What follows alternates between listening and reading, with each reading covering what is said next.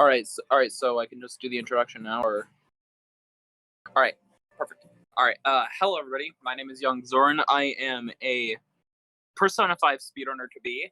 Um, right now, I'm currently doing a Persona 5 Royal individual level speedrun right now for Gamegoyles. This is their first event as well.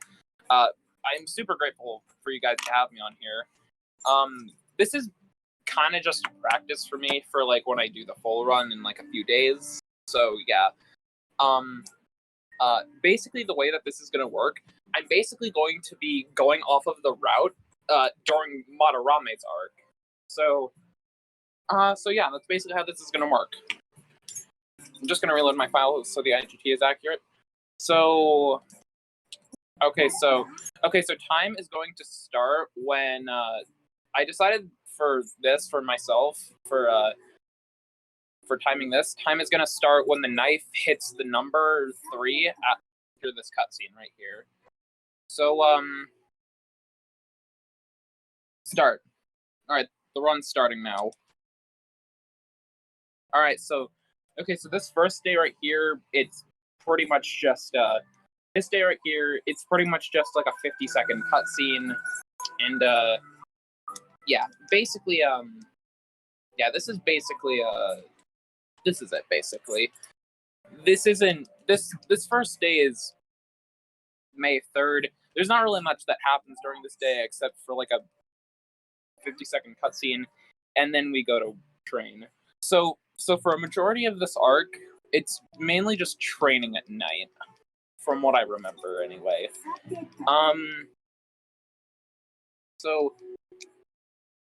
So now that we've gotten past May 3rd, we're going to now go on to May 4th. And right here we are going to... So at this point, this is right after we have gotten past Kamishita. We have basically destroyed Kamishita's castle and stolen his treasure. So now we're going to go to the airsoft shop so we can sell his treasure to the owner. It basically sets up another arc later on for this. Yeah, that's basically what this is right here. We're just selling it to him. We get about it said that we got 30,000 yen, but we actually only got about but we really only get about 6,000 of it because we spend 24,000 of it later. And now the owner gave us a bag that has something in it, and we noticed that there's a model gun in it, and at least we think it's a model gun. It might be real for all we know. We're hoping it's not real, but we end up getting it later on as an item, and it's basically what we use. It's basically the gun we use for the rest of the game. It's basically just what we use. We don't use any other guns throughout the rest of the game. We only use that one, for Joker, mainly because when we can actually equip that gun, we basically get the ability to shock opponents with it if we shoot them enough. We only get 4 bullets per fight though to use, so that kind of sucks. But you gotta make do with what you have, I guess. So anyway, right here we are going to be spending around, this is the part where we spend 24,000 yen. We're basically celebrating the fact that we're basically celebrating the fact that we finally busted Kamishita for abusing his students physically and other ways as well. We're kind of just interacting with these tables right here and not much else. So after that, we basically just get another cutscene right here. I probably should mention that a lot of these cutscenes are practically just unskippable. You can only fast forward them. You can't really go that fast with music. You can't really do much. to like, you can't do much to make these go faster other than just selecting the prompts fast enough.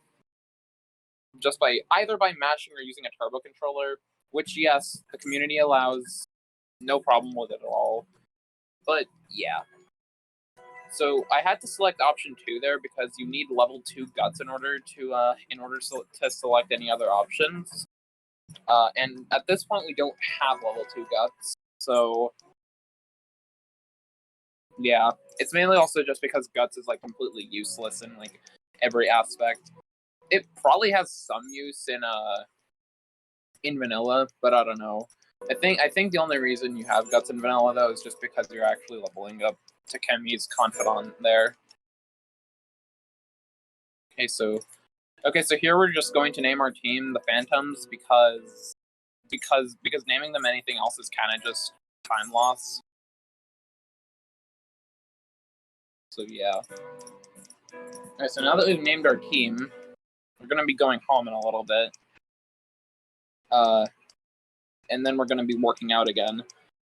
After we work out, there's about a 2-minute and 30-second cutscene, which when that happens, it'll be a good time for any announcements or donations if there are any, or if we're even announcing those during this marathon. I don't know if you guys are announcing them or not, but if you are, it'll be a good time to do that after I start training here.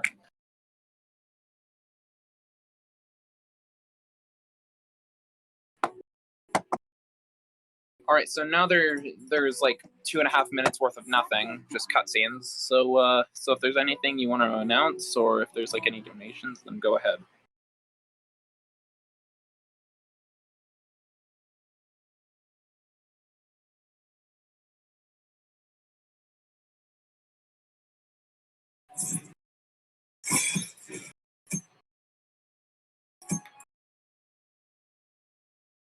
Or if there's anything else, then feel free to say anything regarding that. If there is anything else.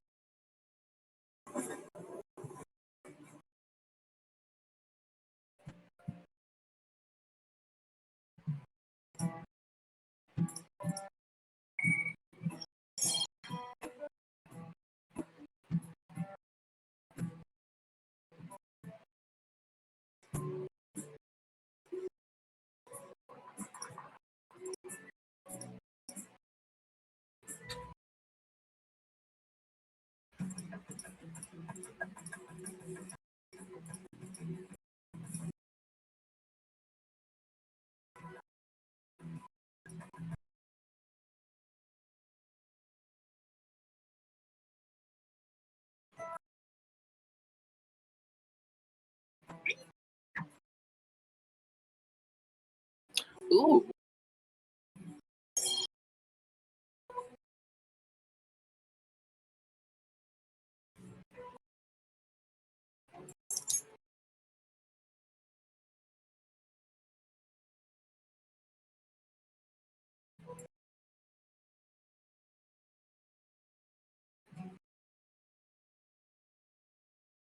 So there I dodged the chalk, which basically gave me a little bit of charm that's going to be used later. If you don't dodge it there, then you just have to go to the bathhouse to get more charm.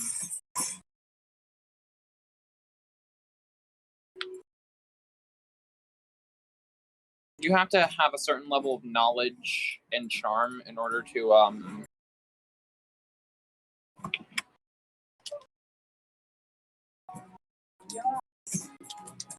you have to have a certain level of knowledge and charm in order to get the true ending, which is what this route is for, by the way. This route is for hard mode true ending. All right, so now we are going to hang out with Ryuji. We already got up to level 3 Ryuji for his confidant rank. So this is basically like the last time we hang out with Ryuji specifically to increase his confidant rank.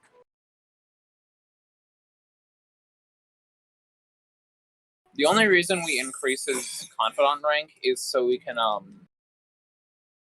only reason we increase Ryuji's confidant rank, by the way, is just so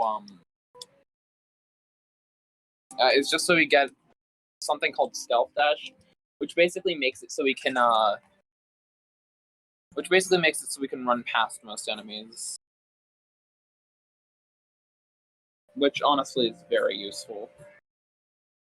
I think it's also one of the reasons why Royal is actually faster than Vanilla, despite having more content. Then again, there was some content that was cut from Vanilla, so from Vanilla to Royal. So then again, yeah.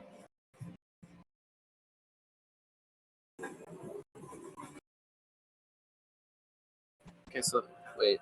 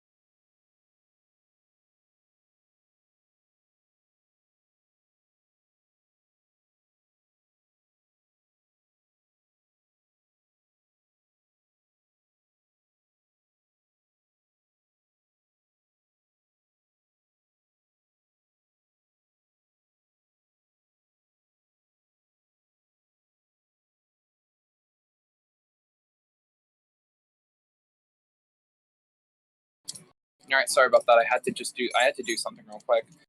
So anyway, this is just this is about a 1 minute and 40-second cutscene right here. This part right here, we're going into mementos right now. This part right here is mainly just RNG,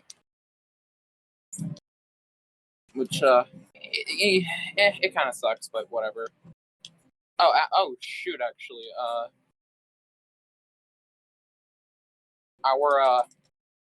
the target's right here. Actually, that's actually pretty good RNG, I'd say. Okay, so now we gotta go into now we have to go into this portal right here, and now we and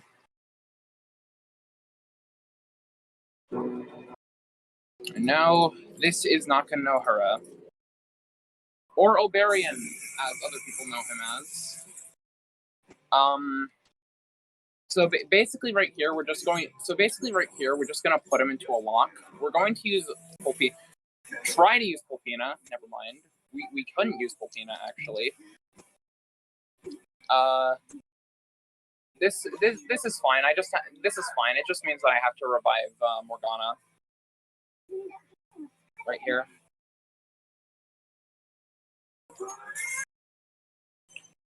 So anyway, right there, I'm gonna use Zio there, and then I'm going to baton pass to Joker, and I'm gonna use Pulpina on him actually, and I meant to use Rotunda there. Whoops. Oh well. This just means that it's gonna be slightly longer. At this point, we're just going to be DPSing him. So, yeah. Anyway. This is going to be slower, but it hopefully shouldn't be too bad. Hopefully. Alright, so now Oberian, or Nakanohara, is going to just be throwing stuff while he's confused, which is what Pulpina does. And now that I've actually lowered his defense using Rotunda, we're going to just use Snap on him every single baton pass. And now we're going to just I meant to Pulpina him there, actually. This is fine though. I just have to revive on.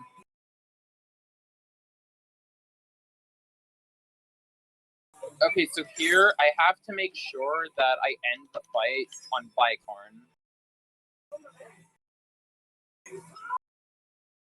To make sure that I end the fight on Bicorn. Okay, good. All right, that was actually good. That was actually really good that I got a crit there. That means that nobody died at the end there, and I didn't, and the run didn't die because nobody could get leveled up. So the reason we have to finish on Bicorn there is because he'll level up, and that basically lets us do more fusions later on. All right. I lost about 33 seconds there, but that was just my fault. It could have also been a little bit of RNG, but I think a majority of that 30-second time loss was just my fault.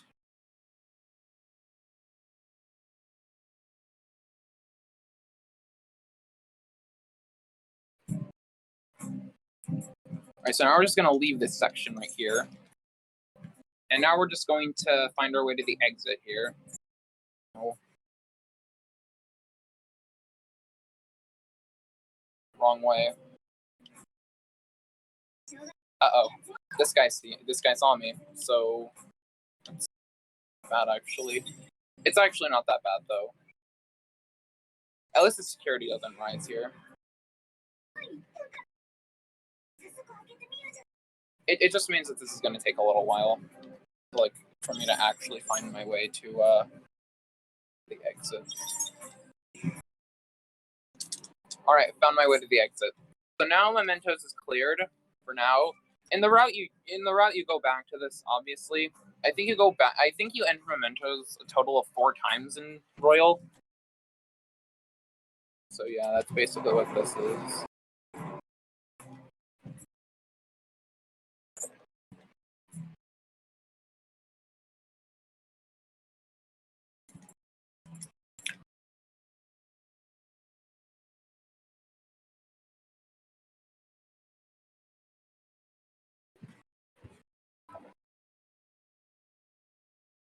All right. So this right here is Jose, or as I I just had the idea to call him Egglad because his hair kind of looks like a cracked eggshell, sort of. It kind of looks like half of an eggshell. So that was Jose or Jose, however you pronounce his name. I don't know. I played with JP voices on in my playthrough, so I don't know how their names are how his name is actually pronounced. I just assume it's Jose because that's how the Japanese VAs pronounced it. I don't know how his name's actually pronounced though. But anyway, that was that. That was Nakanohara. That wasn't very good though, honestly. I really don't think that was that good because I accidentally Rakunda'd when I had to pull Pulpina. The Pulpina missed the first time. And yeah, that was just not good at all. That just didn't look good at all. Right, so now we just gotta go to bed, and we have yet another cutscene. You may notice that there are a lot of cutscenes in this run, which is mainly why it's good for donations and stuff, like for marathons. It's also really good for like Twitch chat and other things like that. So this is Mishima. He was one of Kamoshida's abuse victims. I'm assuming people know stuff about this. So if you don't know anything about this, I'm sorry. But basically advancing Mishima's confidant, it basically allows you to like get more experience. Basically. All right, and now was it the relaxation set? Yeah, it was the relaxation set.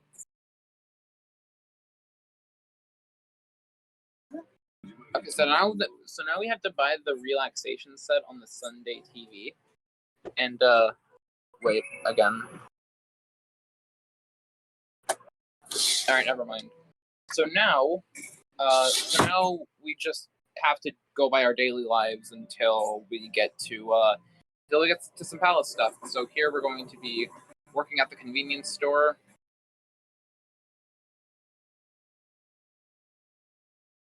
And then we're gonna study with An, and then we're gonna study with Ryuji.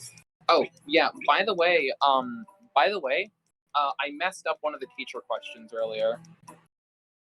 So so that means I probably am gonna have to study like an extra day during this, just so my route's fixed.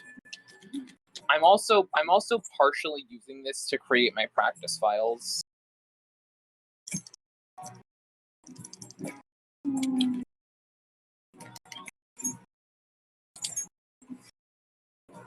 So, all right. So now we're just gonna look at the convenience store, which is going to give us a little bit more charm.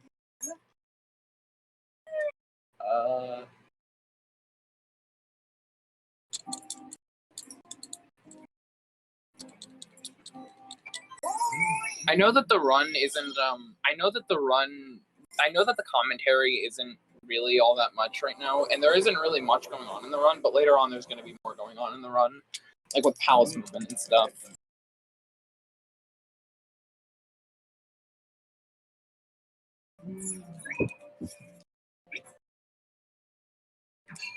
All right.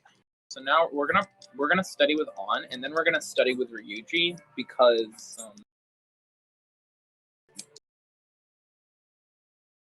and then after we study with On, we're gonna study with Ryuji so we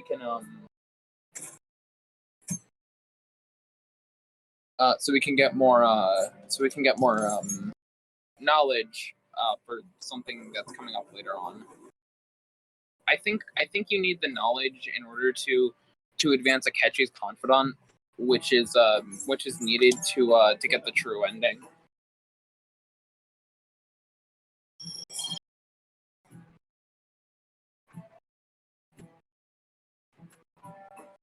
So now we're going to work at so now we're going to work at the convenience store again.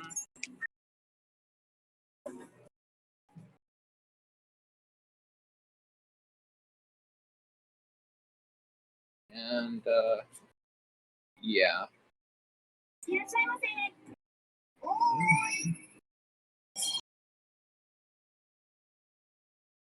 Just gonna increase our charm a little bit more.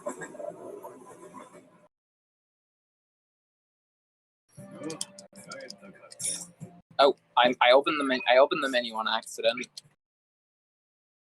Okay, so we're gonna study with Ryuji, so we can increase our knowledge a little bit.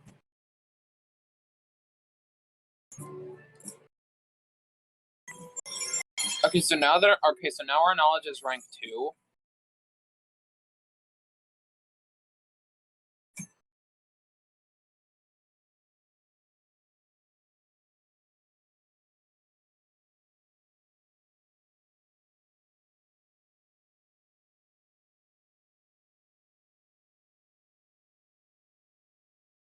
So so here I have to make sure that I answer my my exam questions carefully. I have to make sure I actually answer them correctly. So my score is above average. Cognition, both. Also, if I ever stop playing for a little bit, it's because I'm glancing at my notes just so I can remember what to do. Because the run's so long, it's not very because the run's so long, it's not that reasonable that you would be able to memorize literally everything that you do in the run. Like, for example, I have no idea what you're supposed to do on August 20th. Unless I look at the notes. That's the only time I know what you're supposed to do on August 20th. Otherwise, I have, like, no idea.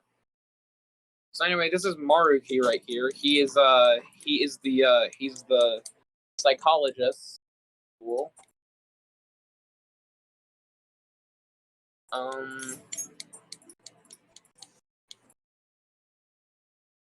In a little bit we're going to interact with him.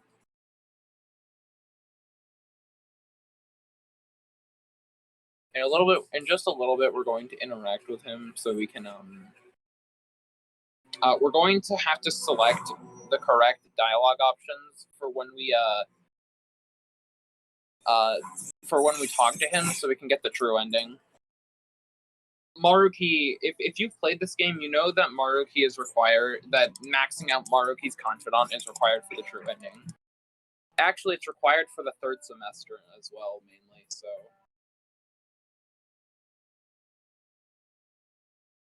So you have to so you have to make sure that his confidant is maxed out by that time.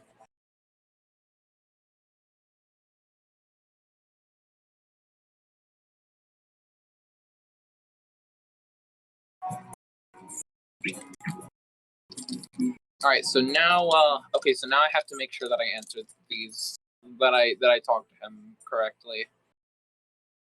Okay. So first we're gonna select the second dialogue option, and now we're just gonna match for the rest of this.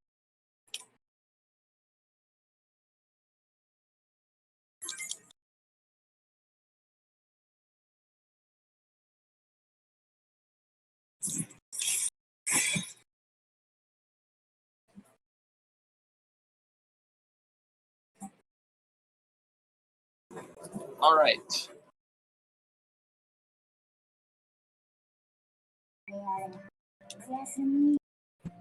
Okay, so now we're going to go to sleep.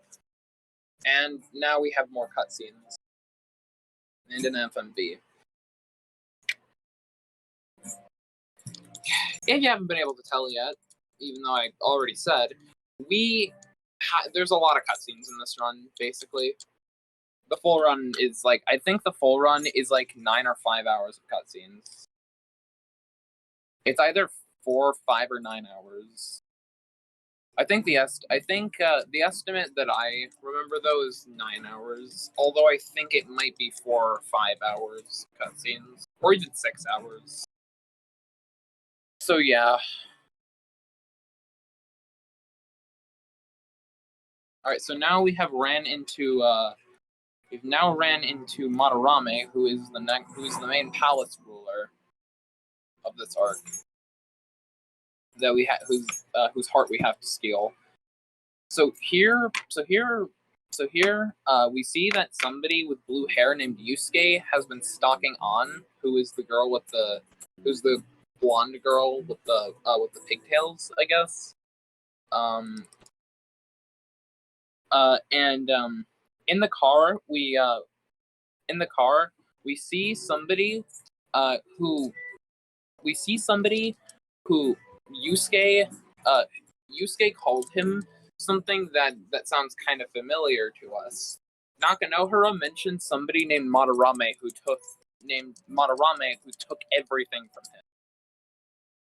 And after you beat Nakanohara, he basically asked you to change Madarame's heart. So that's what we're going to be doing. After we talk with Nakanohara, we're going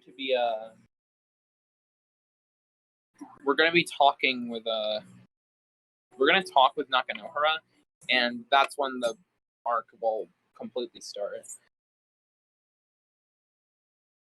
We gain access to his palace basically after talking to Nakanohara. After today we're going to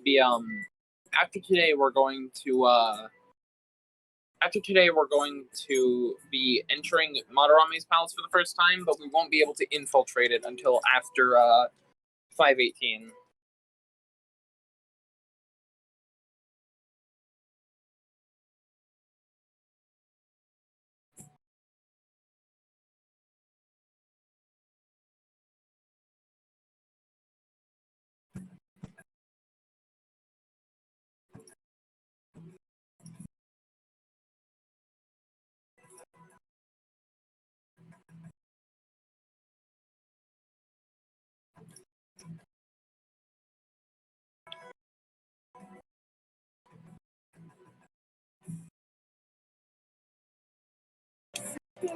Okay, so now we are going to go to the chair, and now we're just going to work out. Tomorrow we are actually going to be going into Madarame's palace.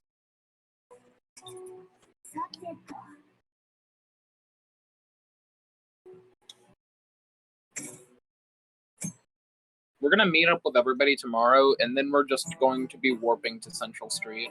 I mean, we're gonna be warping to Station Square, and then we're gonna be running to Central Street. And then after that, we have to select the third dialogue option, or else we're just gonna keep going on forever and ever.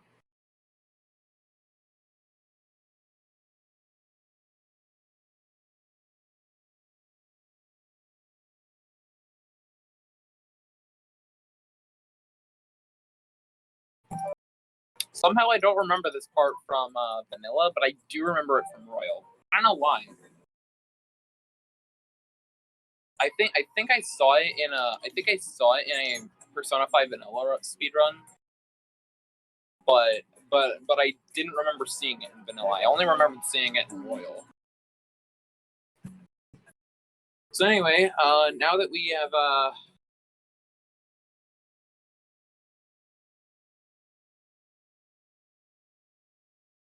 anyway, now we are at Madarame's house.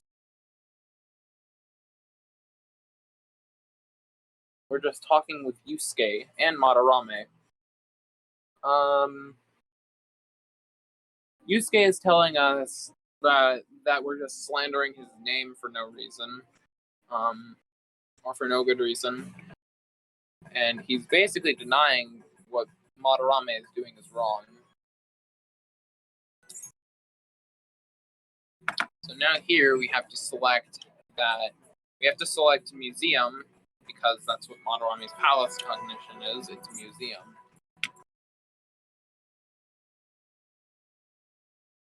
It's this huge museum that's like made of gold, and it's just dedicated to him and only him. It's basically the museum is basically his house. That's how this is how he views his house, he views his house as a museum, basically. So we're now just gonna run to the entrance of the museum where we break in. Actually, first I'm gonna grab this I'm gonna break this treasure, and I'm gonna grab it. So now we're going to just run into Madarame's palace through this open window on the roof. Now we're just gonna interact with these paintings. We're also gonna be grabbing up all the treasure that we can throughout it.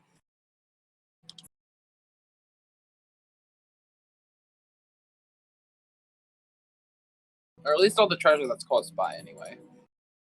Hey, that guy looks familiar. That looks like Nakanohara. Which it is. That's a picture of Nakanohara. Oh, hey, that guy looks super familiar. It's almost as if we just saw him like a minute ago. That's Yusuke.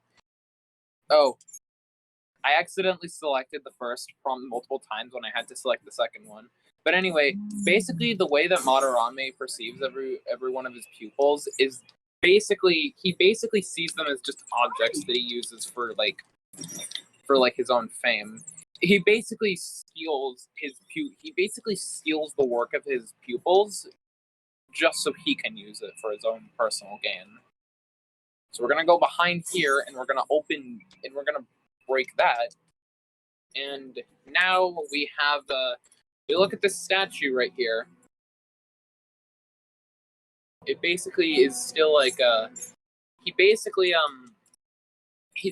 like incredibly. He basically presents himself as being very vain, or not being very vain, or not vain.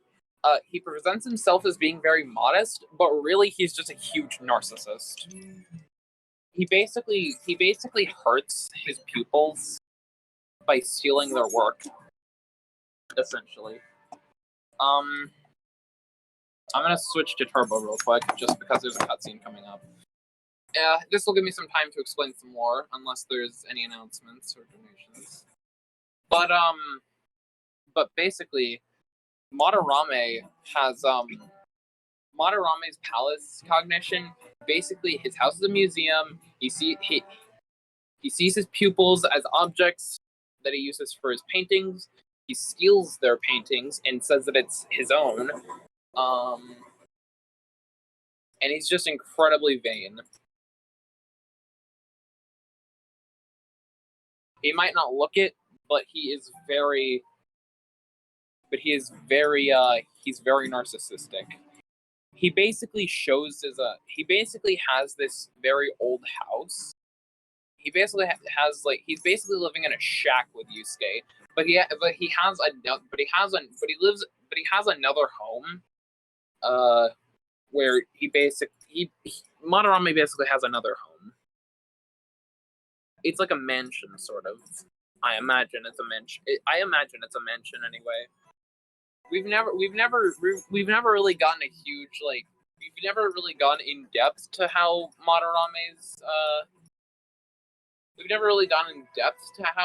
Madarame's actual house looks like, but I assume it's a huge mansion.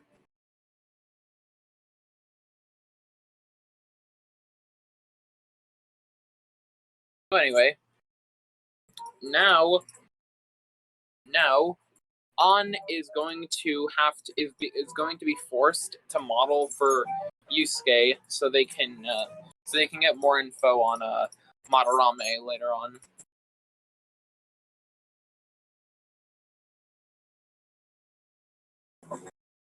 Initially, they want to do it before the exhibit closes, either because that's around the time that Madarame basically stops doing the exhibit, and they won't be able to steal his heart after that or something. I don't really remember. But what I do know is what I do know, however, is that oh hey, I can actually skip a training day after this. Nice.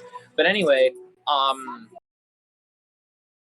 Madarame basically just he steals the ideas of his people. So that's basically the whole idea of it.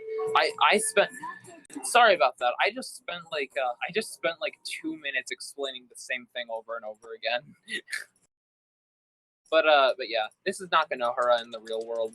He basically came to us to give us a description of how Madarame really is, and he basically just explains the same thing that I just explained in 2 minutes. But yeah, he basically Madarame is an awful person. He steals the ideas of people.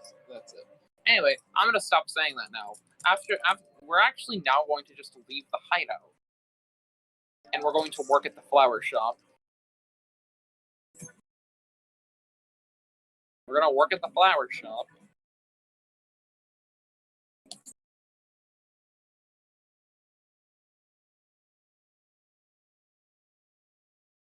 And we're going to choose a very specific set of flowers here.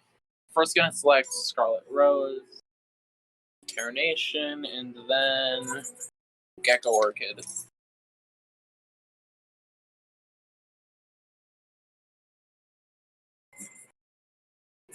$7,800 from that. We also we have to to my very limited knowledge, you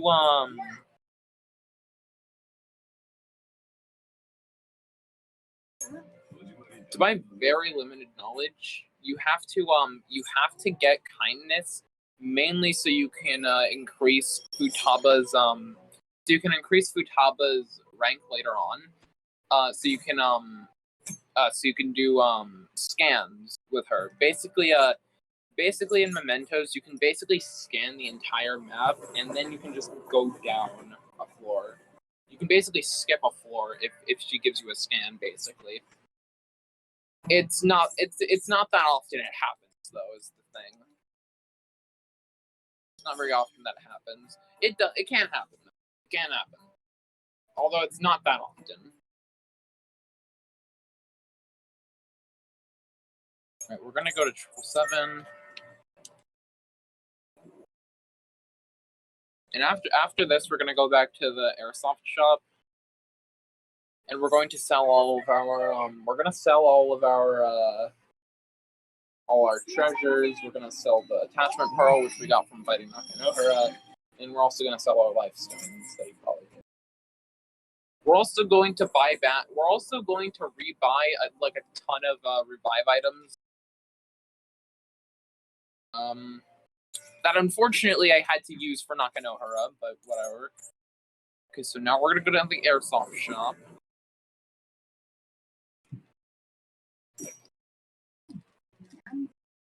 Okay, so we're going to sell this and all of our life stones. Now we are going to sell the attachment pearl. And that's all we're doing right now at the airsoft shop. Now we're gonna go to the clinic and we're going to buy, I think, we're gonna buy up to 5 revive items at most. Okay, so, okay, I need 5 of these. Got it, alright. Now, quick assist to go home. Okay, now I actually, okay, I have to check my items, actually. I need to make sure that I have enough for,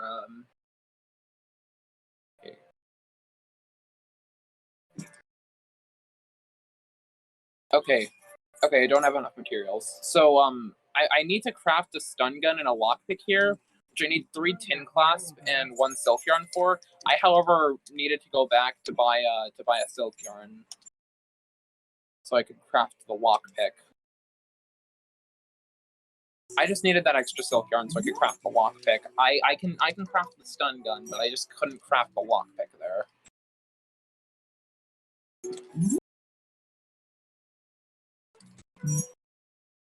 Alright, the stun gun has been gotten. Alright, and now we are going to, tomorrow we are going to hang out with Maruki again.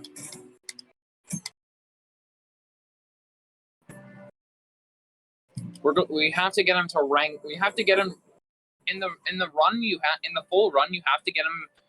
You roughly have to get him to rank 10, or not roughly. You have to get him to rank 10 by the time you defeat Sai, near the end of the game, or else you won't get the true ending.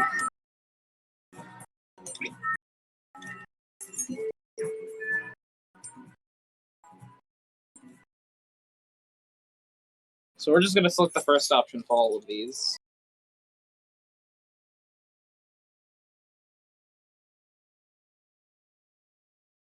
And after this, we're just gonna study.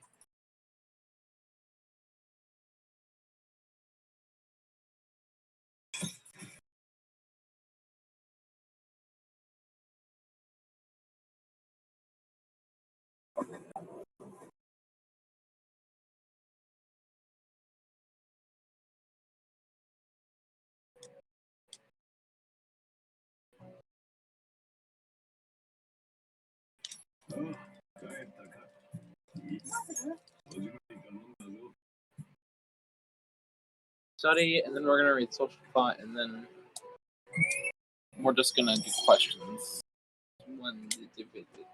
Alright. We're just gonna answer the teacher question now. And then we're gonna work at the convenience store and then study. Social thought, alright. We had to read The Alluring Dancer and Yantra Walker earlier.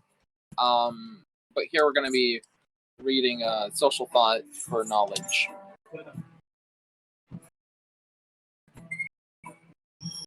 For social thought, you actually also need a specific level of knowledge, so...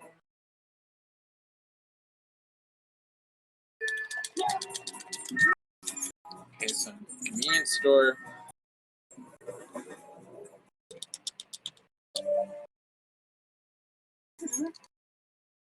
Alright. And after this, we're gonna study.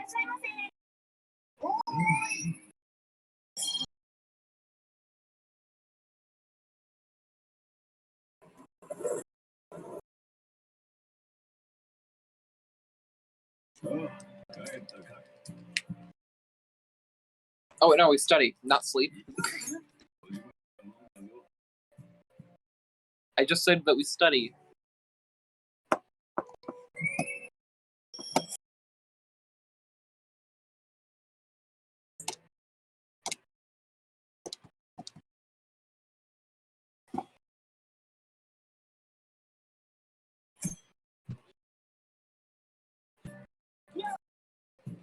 Okay, we sleep now.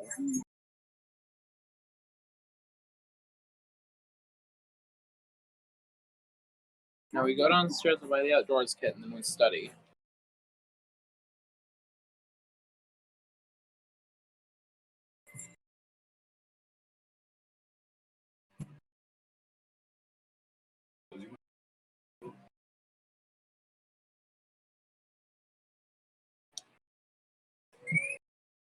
The outdoors kit basically just gives us a bunch of items that somebody with a criminal record should not have.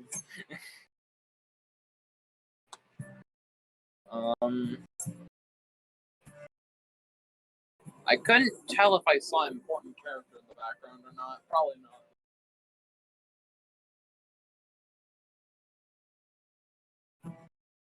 not. Together, senses come together.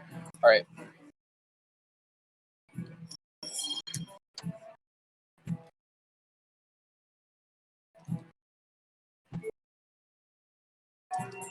Okay, oh no, phone Maruki. We have to talk to Maruki now. All right.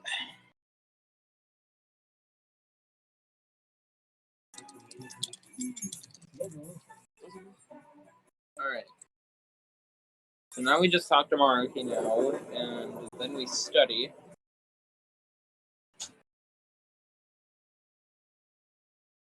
We read social thought for one last time.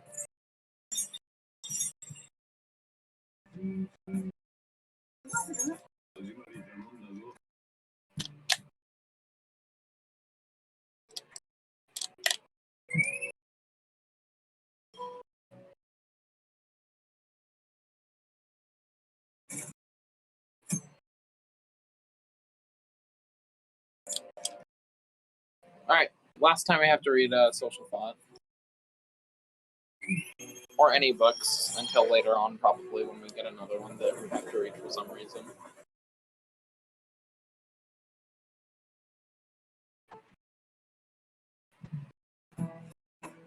Anyway.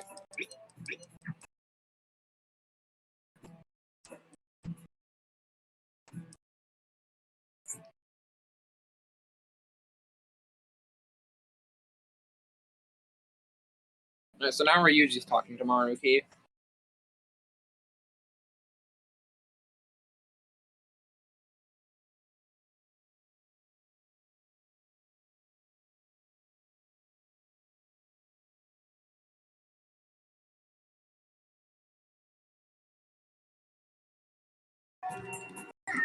So now I work at 777, which is the convenience store.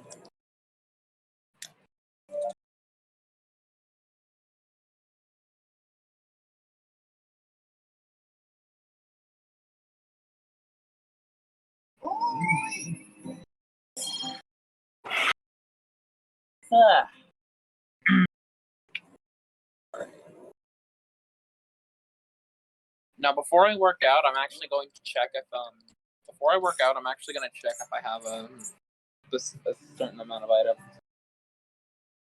Okay, never mind. Actually, I have to buy them tomorrow at the flower shop. I can't buy them at the secondhand shop. I have to buy them at the flower shop.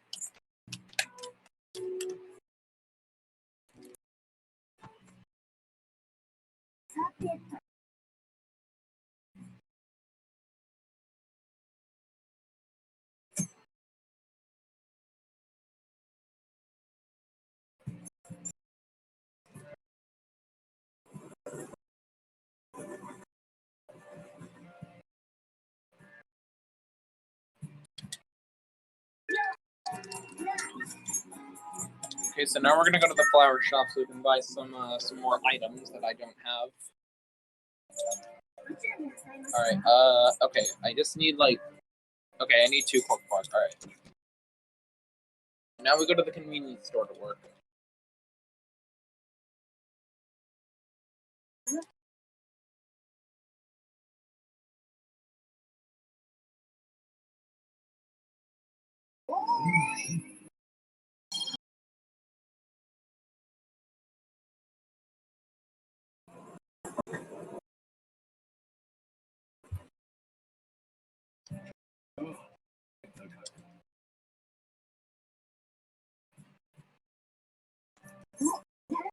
Alright.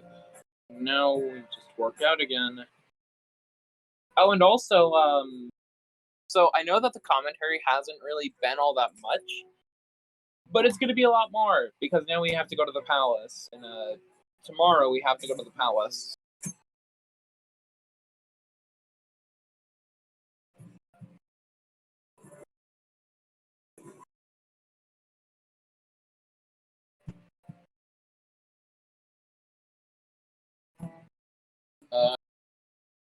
Arthur Conan Doyle.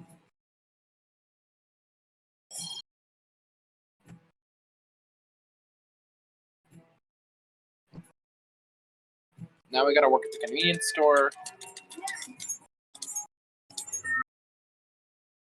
And then we study, and then after we study, we're going to go to the palace finally.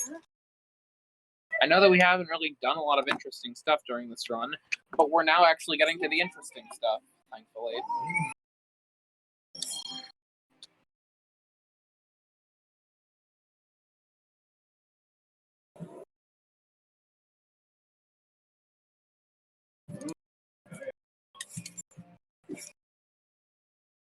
I thought we had to travel to somewhere. I forgot that I had to study just now. Alright, so now we're going to go to the palace.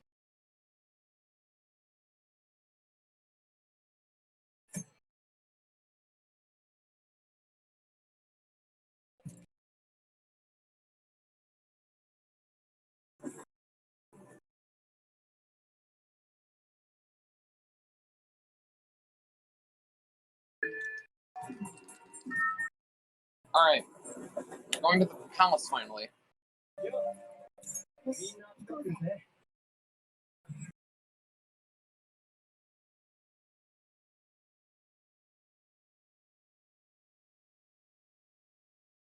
That should be fine.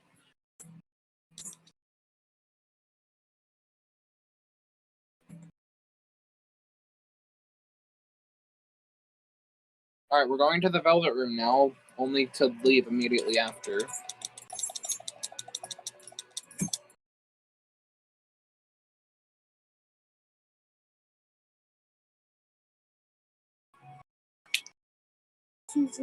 Alright, now we actually get to the interesting stuff.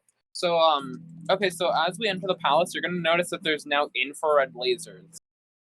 Basically the way that the infrared lasers work inside the palace, if you touch them, the security goes up. It's not that bad. The security going up isn't that bad now that we have stealth dash.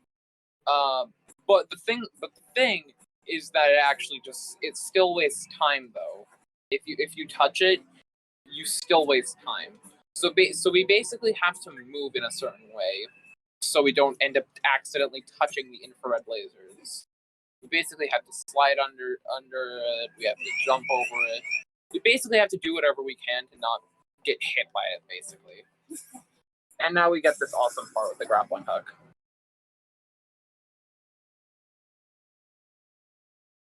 So now we're gonna go through here.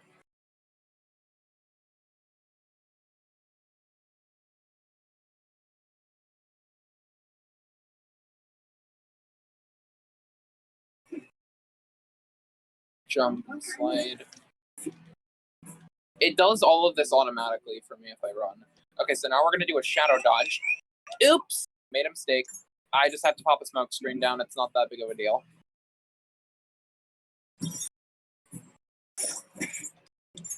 Okay, so now I have to equip a bunch of stuff. That was a little dumb on my part, but whatever. I wasted a little bit of time there, but it's not that bad. I think that was mainly just my fault, though. I don't know why he turned around there, though. That was a little weird.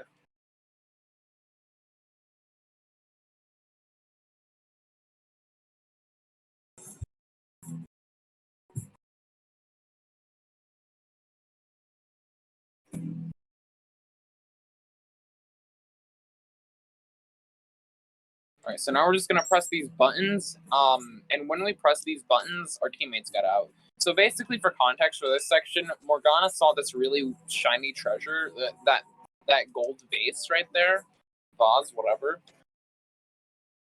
And basically, when he touched it, it activated a bunch of infrared lasers. And now we have to get our teammates out of there because we can't just run through the infrared lasers. That's just going to alert everybody to where we are. We have to turn them off. So basically, we have to turn them off in order to get Morgana out of there. So we're just going to be crawling through the vents now, and so we can get to a security room. All right. Interact with that door right there. It was a computer, not a door. Gotta interact with that door after that computer. We interact with the computer again after we got the code, after they said it out loud. And now we open, jeez, what? I'm all messed up right now. But, alright. Now, okay, so now we have we now have encountered a treasure demon. So we're first going to hit it like that, and then we're gonna rush there because it's faster, and then we're going to use a nuclear attack with Morgana. That's the item that I got in that chest earlier was the Atom Ring, which basically if you give it to somebody, they get the ability to use the weakest nuclear attack. It is the weakest, but it gets the job done basically. We have to get it. We have to get it because so we can use it on that treasure demon right there. So we can nab it for a bunch of fusions later on, including one right after this palace. So now we just have to run through here. Good, nobody saw me. Nobody saw me, so I don't have to plop a smoke screen down.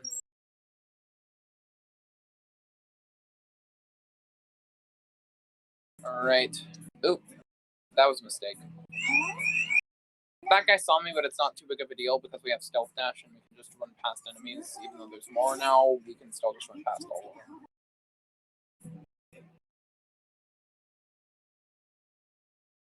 Okay, so now that guy doesn't know where we are anymore. Just over here now. We open that chest, plop down there. That guy didn't hit us. And now we are at this part of the palace.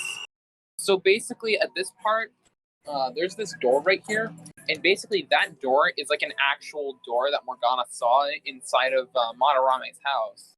Basically, his cognition is that nobody can get through that door, which basically means that inside of the palace, literally nobody can get inside of that door. Well, I guess except a few guards, but that's it.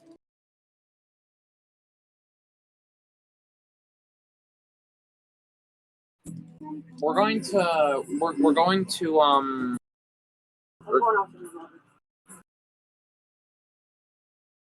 sorry about that. We are now going to it's alright. We are now going to do some fusions, basically. Okay, we're going to fuse Regent and Pyrojack so we can get Jack Frost. We're going to give him Mighty Gaze, Mazio, Mafrey, and Racunda. Also, I saved before the fusion. For safety. Basically in this game, there's something that can happen during fusions called a fusion accident. Basically, if a fusion accident happens, you don't get the persona that you want, and you just get a really weak persona. Runners will typically save there just in case something goes south. I'm also gonna save again here. I'm also gonna save again after this cutscene, just in case the next fight doesn't go the way I want it to. I doubt it won't, but still, it could end up happening.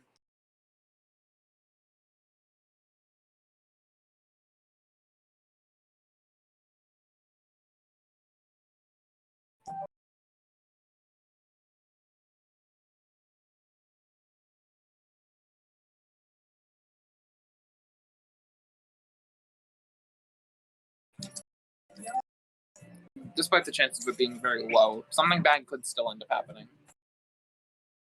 So I'm just gonna save here.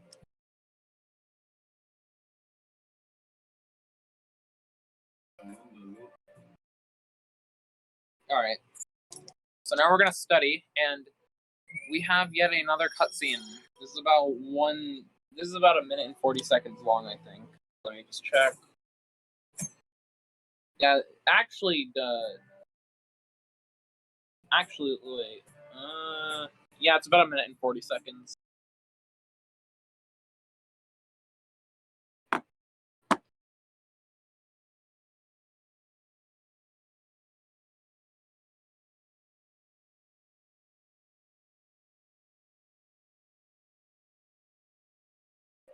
Alright, so now we're going to immediately go back into Madarame's palace.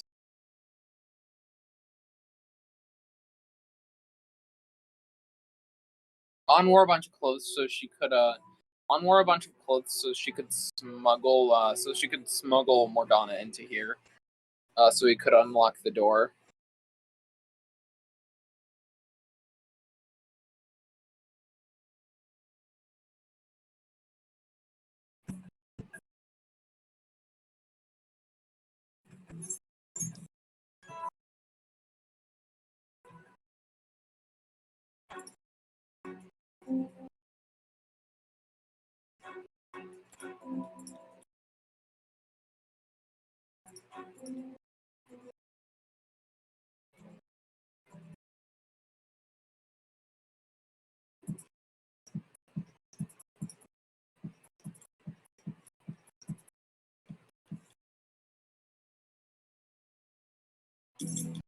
Alright, so now before we go into here, we're actually going to change our persona from Oberian to Jack Frost.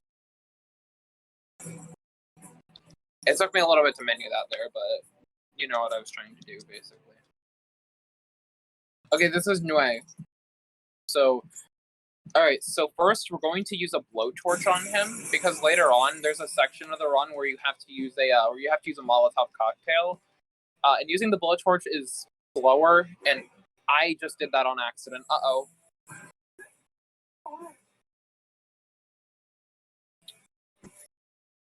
Luckily, I prepared for this. This is the reason I saved. I accidentally attacked instead of used a blowtorch on him. Thankfully, there's no rules against reloading saves.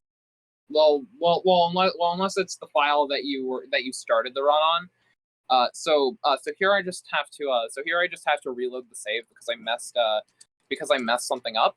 But thankfully nothing. I just have to reload the save here. Thankfully, nothing too bad, but it's still like major time loss. I also have to go through that whole cutscene again. Thankfully though, I just reloaded the file, which wasn't really anything too bad. I am losing a ton of time right now, though.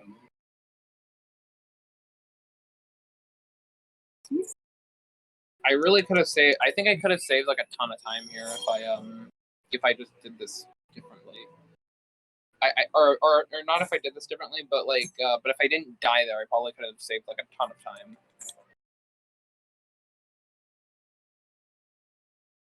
Oh well. I just have to go through that whole thing again.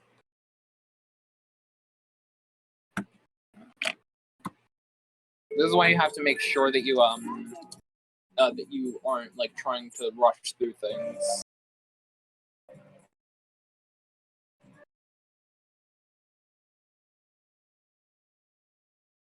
Because now I have to sit through this because now we have to sit through this cutscene again.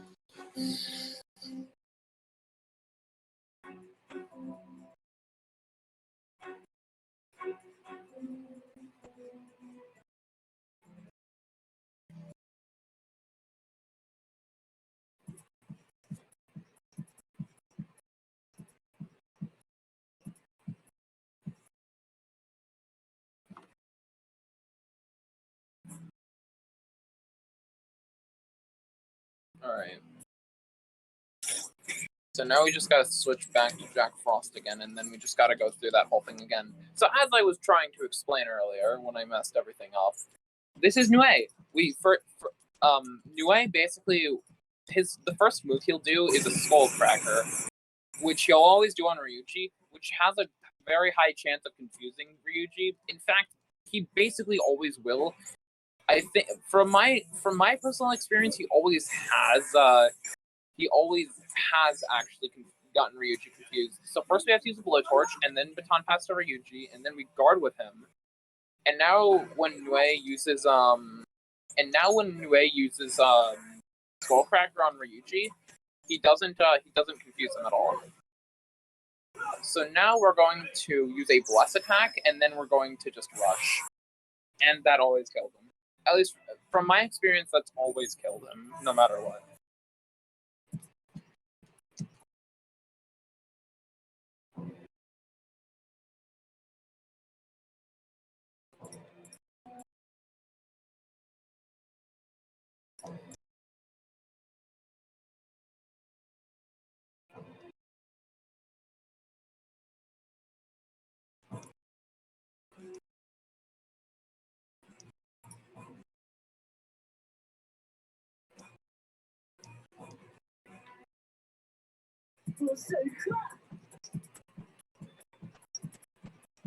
So now we just gotta go in here and interact with this computer, or at least try to.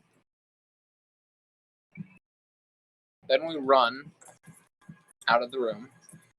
And now we meet back up with Yusuke. I'm losing a ton of time right now.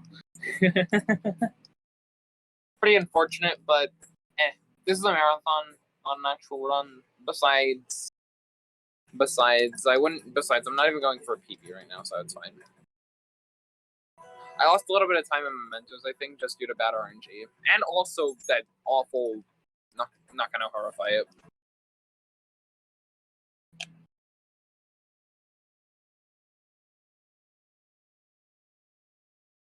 Well, I think most of that was just RNG. Anyway, so now Yusuke is in Madarame's palace, and now he's realizing how much of an awful person Madarame is. And how his whole life is a lie. Madarame basically took Yusuke in as a young child after his mother died. So now he's with Madarame, living with him, and now he's realized Madarame is a horrible person. A very, very horrible person. But basically, so now Yusuke basically, he awakens to his persona now. And now we have,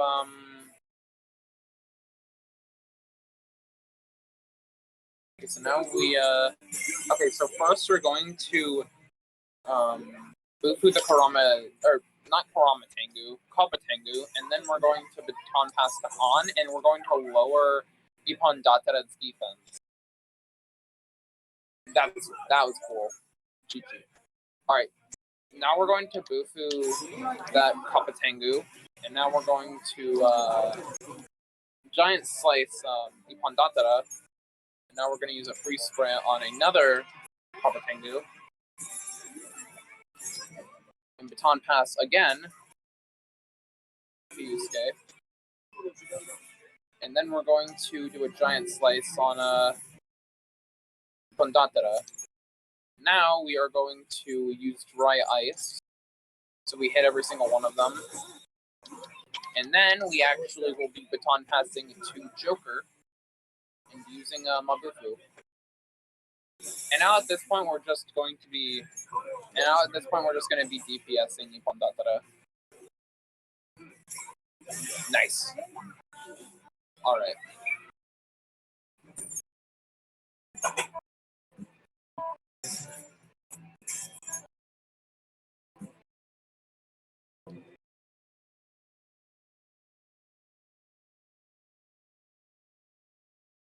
Alright, so now Yusuke is not doing so well.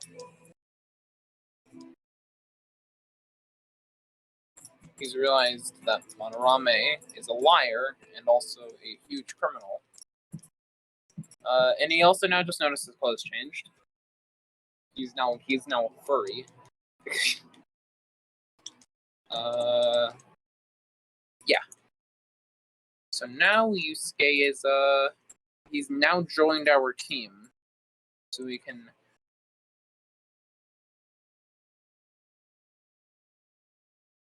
defeat Madarame.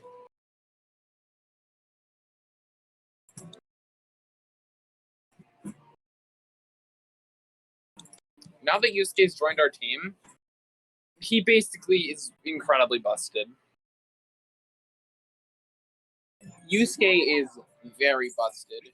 He basically Yusuke has an attack which basically when you baton pass in this game, the next attack that you do or the next action you do, it'll be multiplied. But the thing about this is that the thing about Yusuke's baton pass is that it actually is even more powerful than like most other baton passes, basically. Because the main reason why is because some attacks he has actually get even more buffed with baton passes. So that's very useful. Anyway, this is a very long break, so I guess enjoy this very, very long cutscene as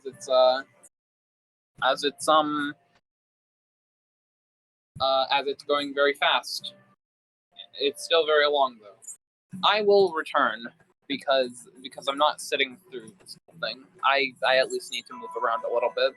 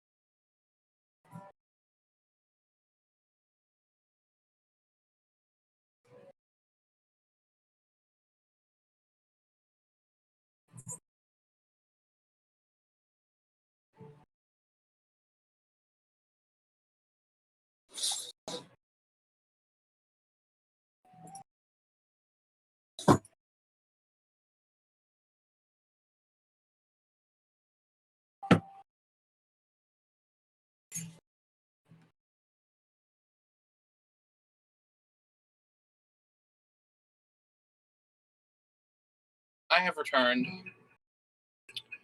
All right. All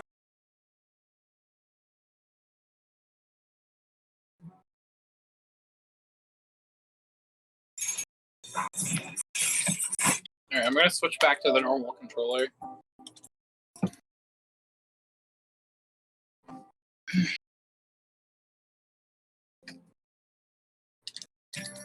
All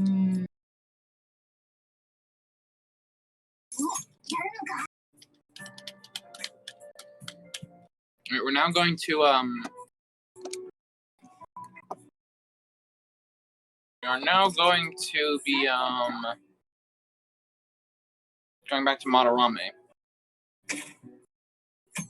Right. So, all right. So now going back to Madarame.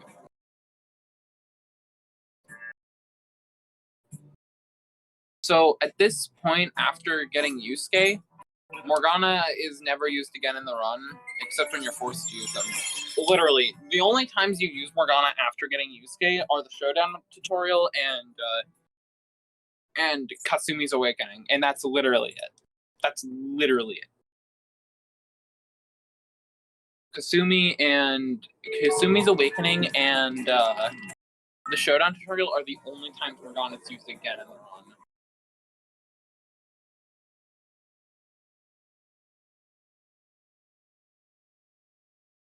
I mean, he is still used, but he's only really used for, like, healing and stuff. He's not really used for much else.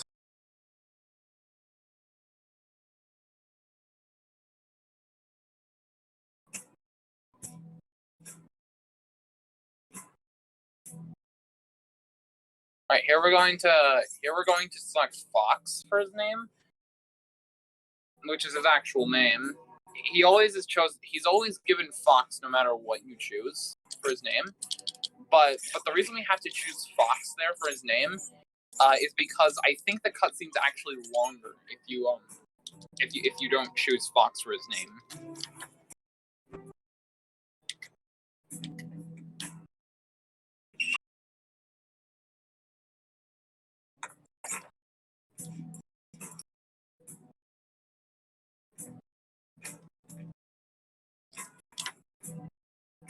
Okay, so now we are going to be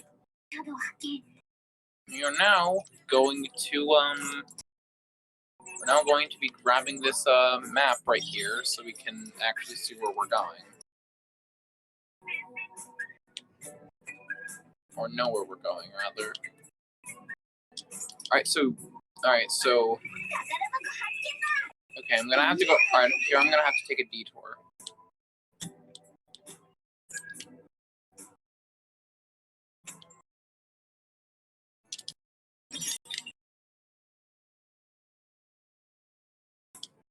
Alright. Here's Kuramatengu. He's basically just guarding this room right here. Alright, so now move through the Kapatengu, and then we baton past the Joker, and then we just use Mabufu, and then we just have to hope we get a knockdown after this part right here on Kurama. Perfect, got one. So I think here we're just going to use here we're just going to be doing that a little bit more. So there we're just going to I'm just gonna use Mabufu again. And yeah.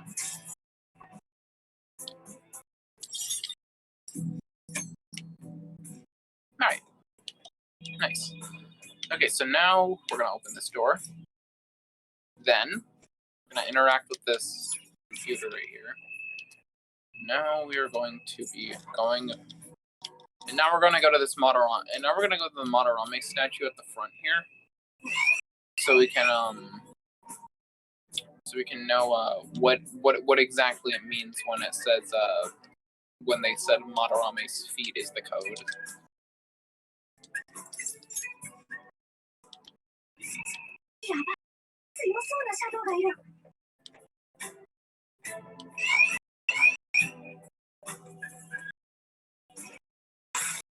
So that guy just kind of disappeared.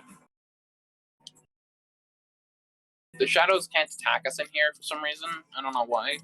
They just kind of can't.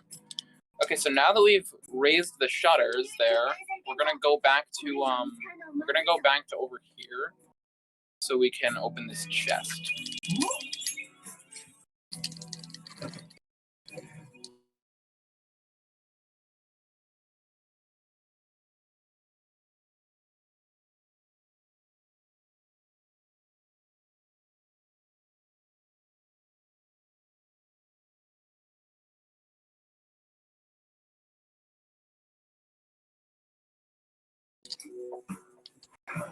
Sorry about that. Sorry if my audio cut out for a little bit. But so now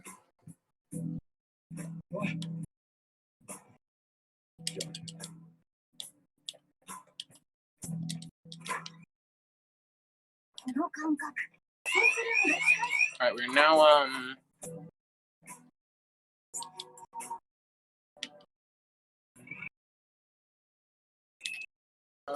alright, so now we just have a painting puzzle right here.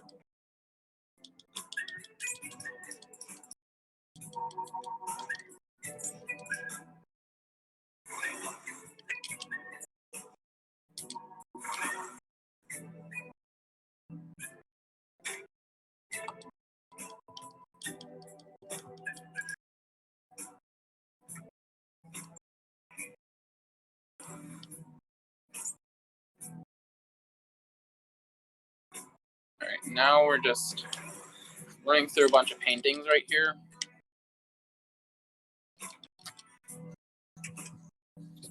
Now we're gonna hit that button. I just realized Karamatingi was a gold split.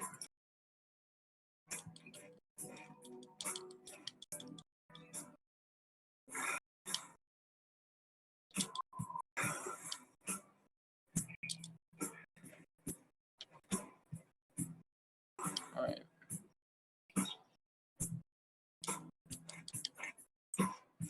Now we're gonna go through this. We're gonna open this door.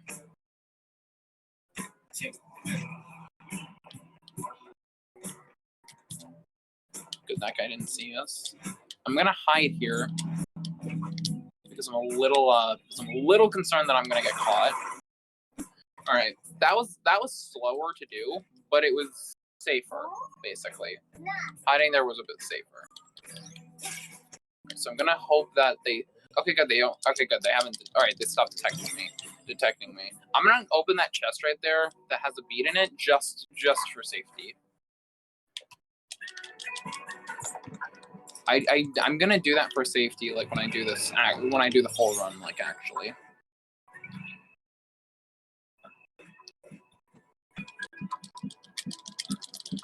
Okay, so here, this is the messed up, distorted part of I almost said Kamoshida, Madarame's world.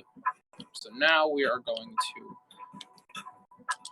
do a shadow dodge there. The reason why is because if that guy sees us, we can't open this, we can't interact with this broken piece of wall.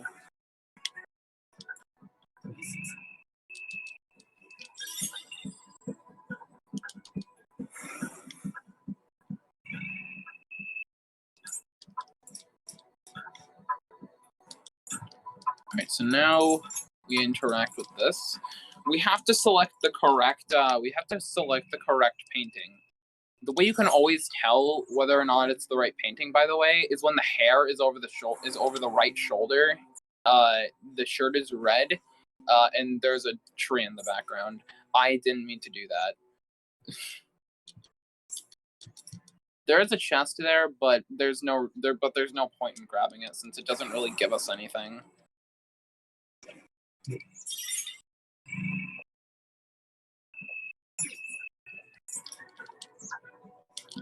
Okay, so the next painting is in this wall right here.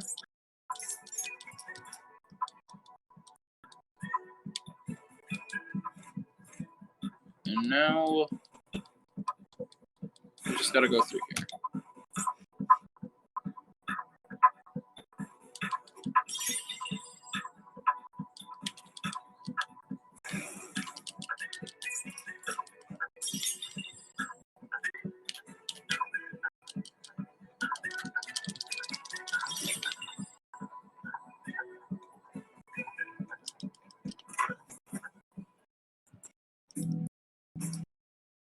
All right, I'm gonna mute real quick actually because.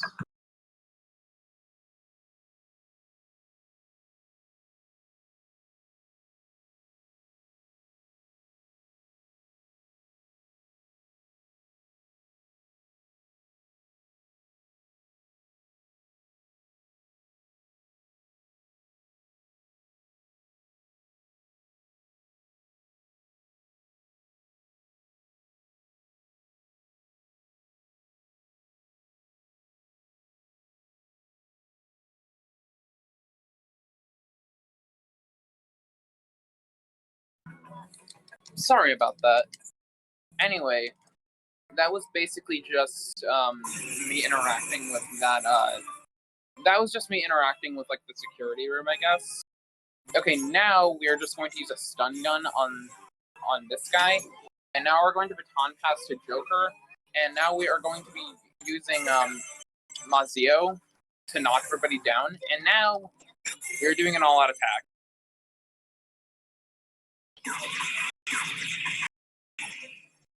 I just realized how loud my TV is. Oh well. But anyway. Anyway. Basically, that's the only time we ever use an all-out attack, except for the time we're forced to. Anyway. Now we'll be going through this event right here. And now we are opening this locked chest because it contains the Zen outfit.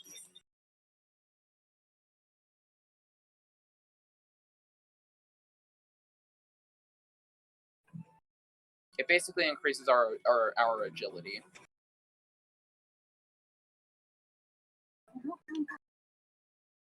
Ah! Go, please. Oh my gosh, that was scary. I almost just got caught. Thankfully, I didn't, though. So it's alright.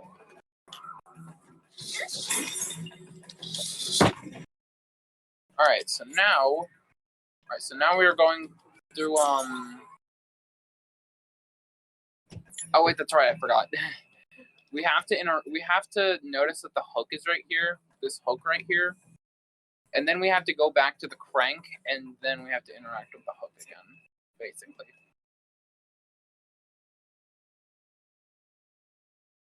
I mean, we have to interact with the crank, and then we notice, hey, this brings the hook down to the treasure. So now we know.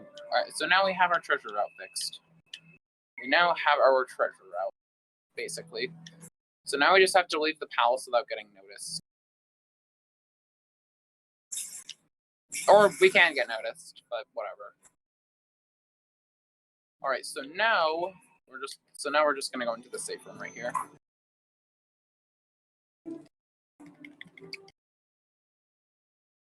Alright, we're going to go back to the museum entrance. Now we're going to fuse, we're going to do some fusions now. We're just gonna fuse, we're gonna fuse Aminuzume, and then we're just going to get a few items. First, I'm gonna talk to the twins so they know what, so they realize, hey, you have a really strong persona. Please be friends with us now. So we basically just told them, all right, here you go. We have this persona. All right, we're going to, okay, I'm going to save again. Just in case a fusion accident happens. All right, so now we're going to grab Regent. All right, Regent and, wait, no, it was Jack Frost and Bicorn, right? Yeah, it was Jack Frost and Bicorn. You have to roll for magic there. All right, now we got to give her, let's see, Mabufu, Mafrey, Rakunda, and Icebreak. I think we have to give Aminu Uzume Icebreak here, just so we can set up for a fusion later on. That we're going to set up for the Valkyrie fusion at this point. If I was doing an actual run, I would have given I gave Aminu Uzume oh wait, no, we have to electric share them. But anyway, so there we have to I'm pretty sure you give Amino Uzume Icebreak there, so you can set up for the Valkyrie fusion later on, so she has Icebreak. So she basically can just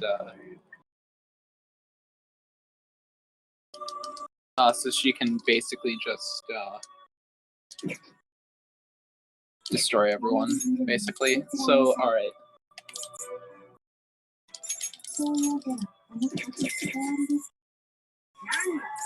Alright, so now we're gonna go back to the so now we're gonna leave the palace and go back to the real world.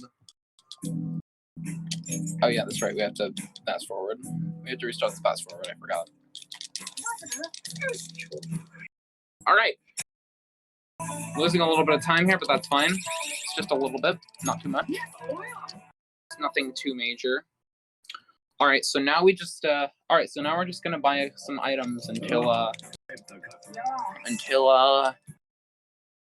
we enter the palace for the last time, basically.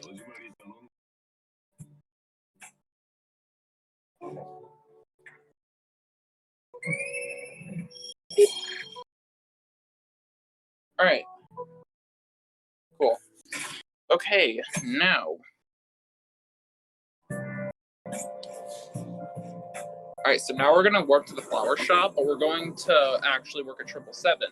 The reason we have to warp to the flower shop is so we can go to the jewelry store, and then we're gonna buy the star bracelet, which will increase our nuclear attack.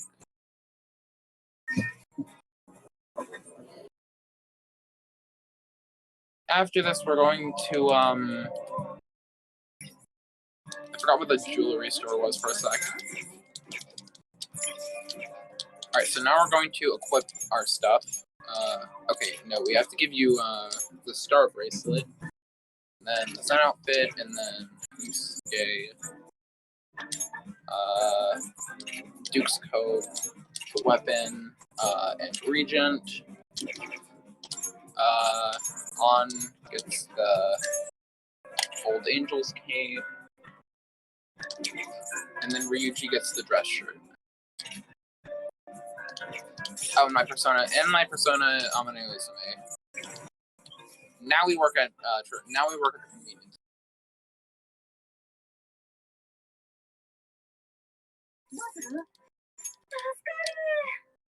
All right.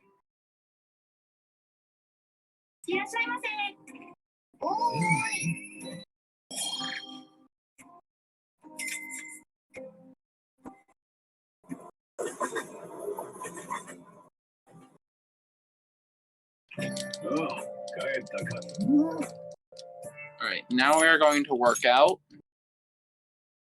And now we're going to send the calling card after today.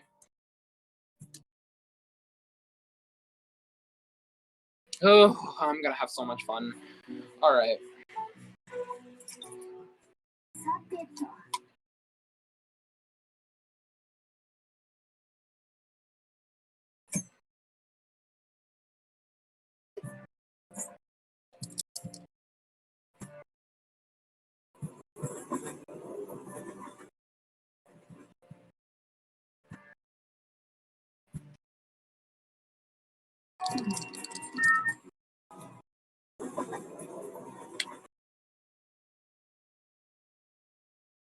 All right.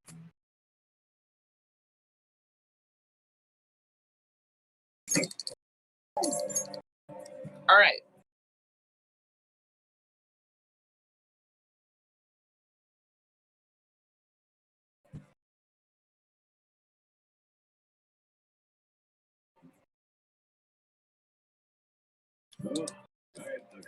All right, we're gonna study now, and now we're going to go fight Madarame.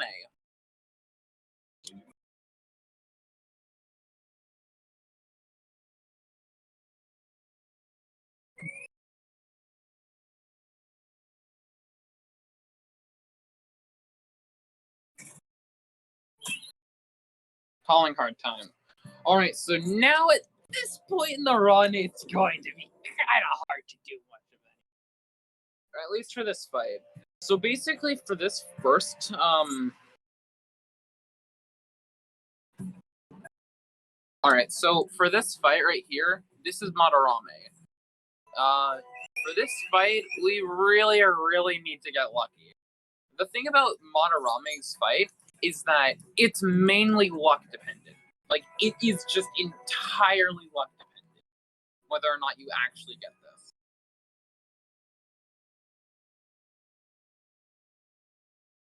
You basically are just. I don't like this fight because it's just luck. But yeah.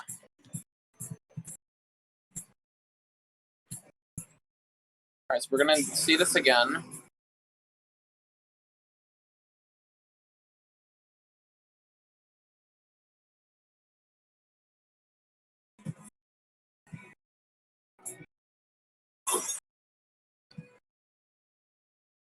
Alright. Now we are going to, we're gonna lower the crane now, and now, this is it. We're done. Well, we're not done, but we're basically done with, like, the palace portions of the run. Now we have one last fight, and then we have to get to, the final date, basically. Alright, we're gonna jump across these boards. Right. Now we're just gonna jump to this window right here. And now we've noticed that there's guards underneath us, so we can't go back out the other way.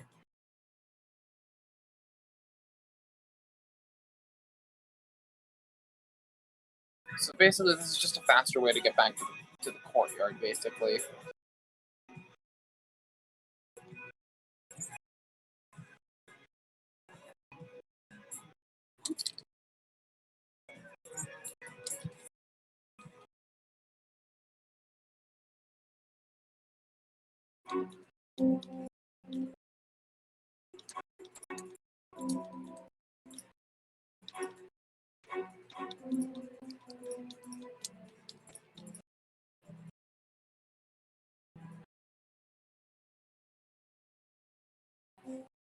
Alright. Madarame swapped out the real painting for a fake one. And now, I messed up the cutscene skip. So now we've realized that Madarame killed Yusuke's mother years ago. Alright, so our priority first is we have to kill the right eye, and then we have to, oh no, actually, this is kind of okay. I just have to revive On. On's died a lot this run. I just realized On has died a ton. So now we just have to rune to the mouth in order its defense. Now we are going to... Okay, cool. Alright, so we're going to slash the right eye. And now we are just going to Mafra everything one more time. Alright, so now he's restored the eye. I don't really have like a clear reference of what to do at this part, so we kind of just have to hope that everything goes our way.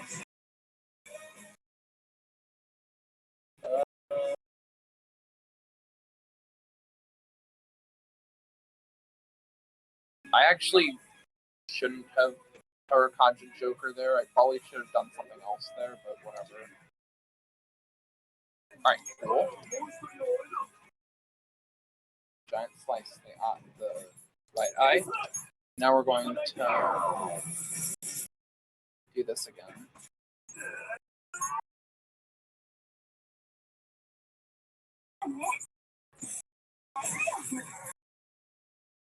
Okay, and now we're gonna prioritize the nose finally, and now we're gonna try to kill the nose. Okay, we're going to heal. We're gonna heal before we kill the nose, and then we're going to Taro Kanja on Joker and increase his attack. And now we gotta kill the nose. Alright, so now phase 2. Luckily for phase 2, it's scripted for the most.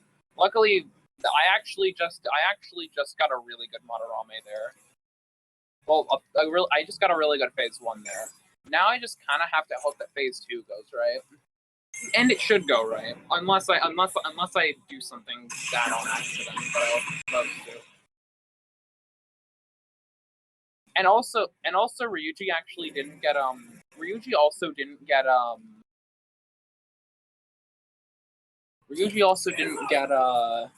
Ryuji thankfully, or I meant Yusuke.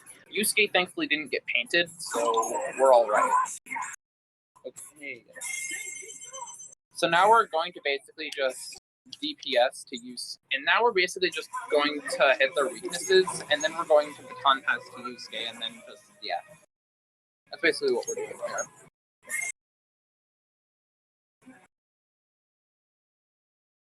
Alright, so now Madarame is realizing that things aren't really going that well.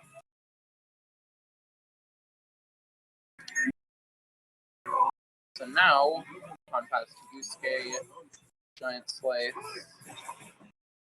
on the real Madarame. Alright.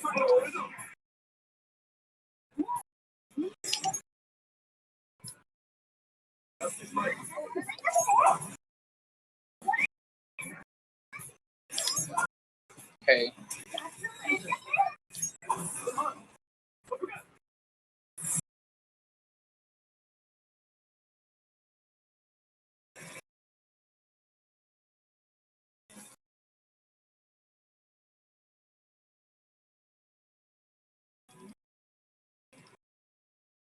After phase 1 Madarame, the rest of the run's basically just a joke. Okay, so now we're going to Mafre again. And now we're basically just going to DPS for the rest of this. Alright. One more giant slice should kill him. One more baton pass giant slice should kill him. Actually, another one. Another giant slice is going to kill him, probably. No? Oh, alright. As long as he doesn't knock down anybody, everything should be fine.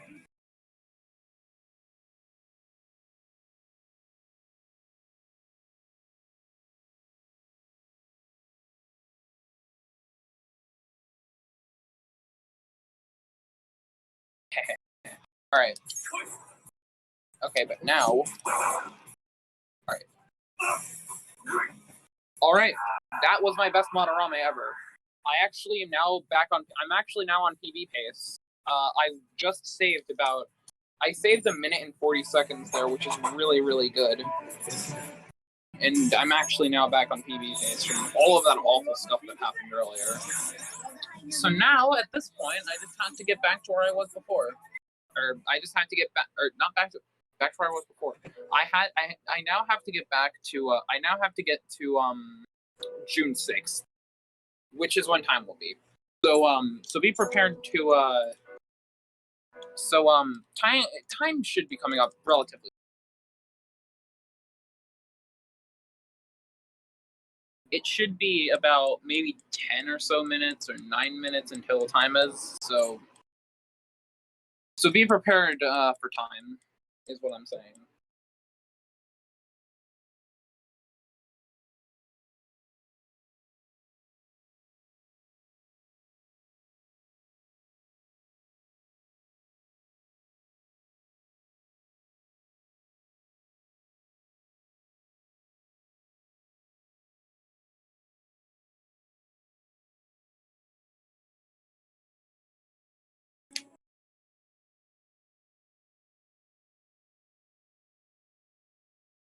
All right.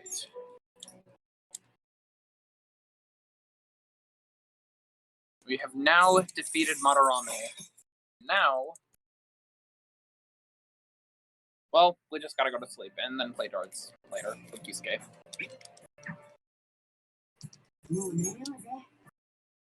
So basically, phase 1 was just entirely RNG, and I just did it in like one go. And after you defeat phase 1, the rest of the fight is basically free, unless something goes really, really badly in phase 2. In fact, I think the rest of the run is free after phase 1 Madarame. Like, the rest of the full run is basically just free. There isn't really much left.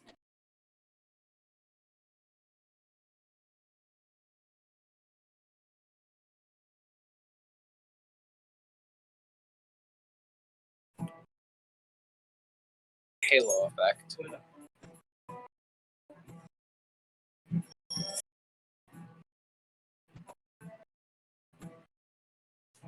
So after we study, we have about a 2-minute long cutscene, roughly.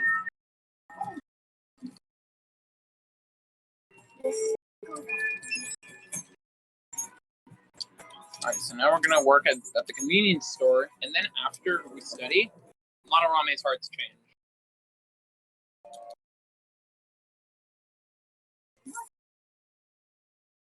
Alright.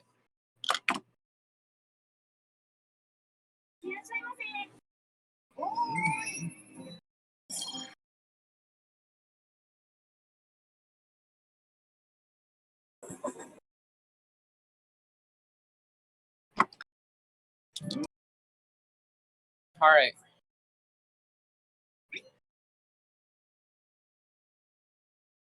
Alright. Now, I'm almost done. Time is coming up very, very soon now. It should be about maybe 5 minutes or so. I'd say 5 minutes until time.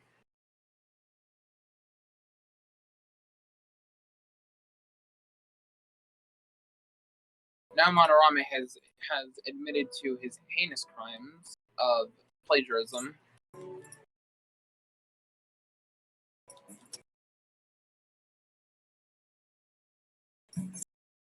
Alright. So now,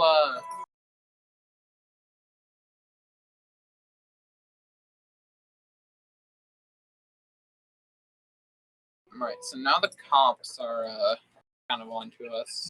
And also, Makoto is onto us, too. So now... Yeah. Alright, so now we just have to go to Kichijoji, which is also the darts and billiards place. We mainly just use this place as, like, the jazz club and the darts and billiards place. I will mute really quickly because of reasons.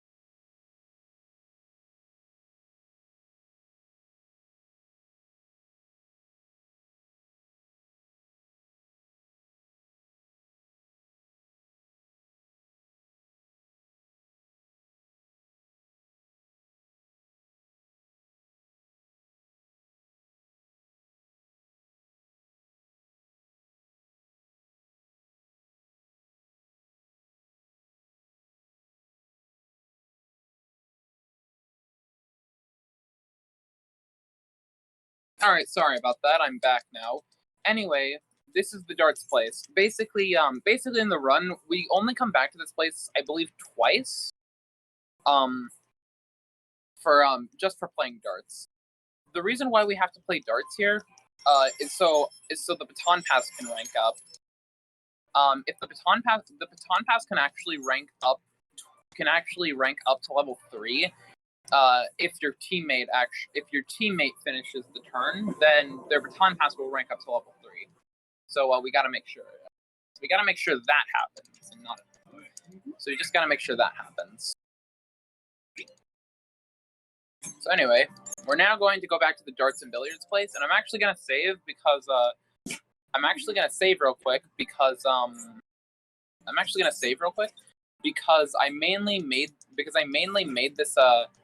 I mainly made this practice file because I want to create my practice files for this. All right, so now we have to go to Yusuke, and time's coming up very, very, very, very soon. So for the first round, we're just gonna try to get the score as high as we can by just getting bullseyes. And after that, we basically just have to make sure that Yusuke finishes the round for us. So his baton pass can rank up to level 3. Okay, so I'm actually going to fix my position of the darts game thingy. All right. All right. Boom. All right. Perfect.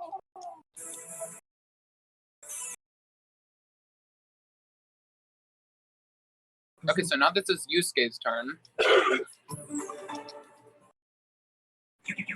All right. It doesn't matter what he does here. I just have to make sure that he finishes on round 4.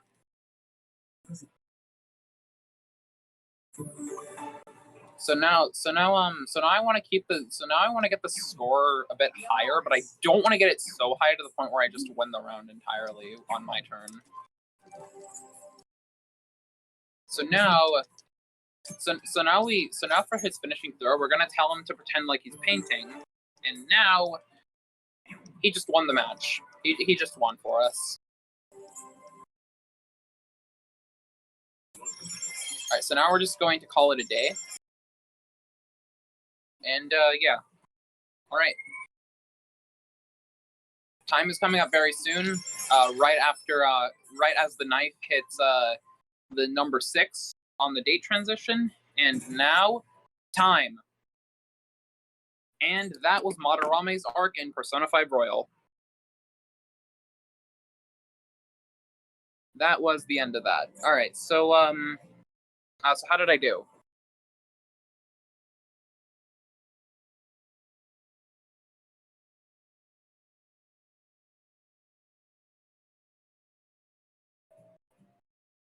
I think I'm just gonna close this up real quick. Okay, so as my run, so before my run ends, I'm just going to give a few shout outs to a few people in the Persona 5 Royal speedrunning community. So first, I want to give a shout out to the people who have helped me. Those people who have helped me are Liv, or Furry Wolves, who is the world record holder for this game, the full run. Dark Kefka, who is currently 2nd place on the leaderboard. Tatsuya Act, who is 5th place. Hero Mystic, who is 4th place, who made a set of notes that I initially used, but I now use Sereth's notes because there's more information highlighted. Sereth for, I guess, making the notes. I also want to give a shout out to Okinaru Jamama, who created a guide for the first palace. Ned, who is the second to last person who has done a run of this game, or finished a run of this game.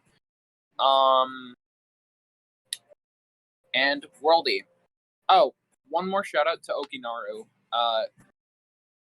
who I think Okinaru is like the main guy who I've talked to the most in the community, and he's helped me a lot. We've done a few races of individual segments in the run.